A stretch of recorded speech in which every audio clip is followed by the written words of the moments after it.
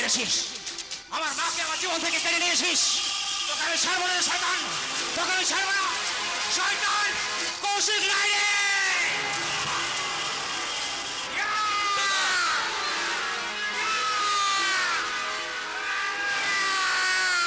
তুমি কি করলে দাদা? দেখো মা, দেখো, তুমি প্রত্যেকে দেখো মা, তোমার খুনিকে আজ আমি নিজের হাতে খুন করছি মা, নিজের হাতে। দাদা, তুমি কি করলে দাদা? কেন তুমি নিজের হাতে আইন তুলে নিলে? এবার যে তোমার আরো জেল হয়ে যাবে। রাহুলকে আর আমি জেলে যেতে দেবো না, তাই এই খুনের দায়ভার আমি নিজের মাথায় তুলে নিলাম। শয়তান কৌশিক লাহিড়ীকে আমি খুন করেছি। আমি শয়তান কৌশিক লাহিড়ীকে খুনের অপরাধে আমি আপনাকে অ্যারেস্ট করলাম।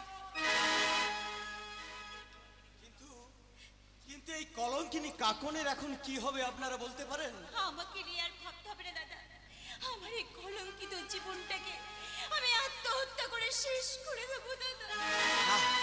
না কাকন না, আমি তোমাকে আত্মহত্যা করতে দেবো না কাকন।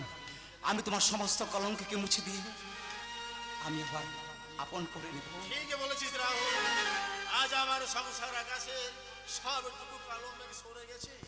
তাই আমি বলছি রাহুল, যে শয়তান কাকনকে কলঙ্কিত করেছে তারই রক্তে তুই কাকনের স্মৃতিতে রাঙিয়ে দিয়ে কাকনকে তুই কলঙ্ক মুক্ত করে দে রাহুল।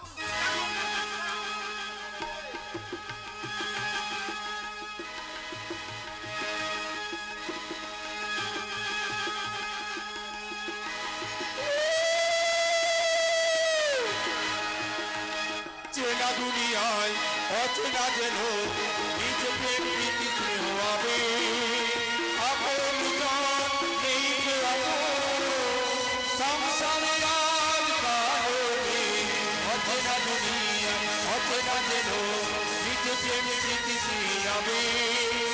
আপন জন নেই যে আপন, সংসারে আজ কারণে, সংসারে আজ কারণে, সংসারে আজ কালো রে, সংসারে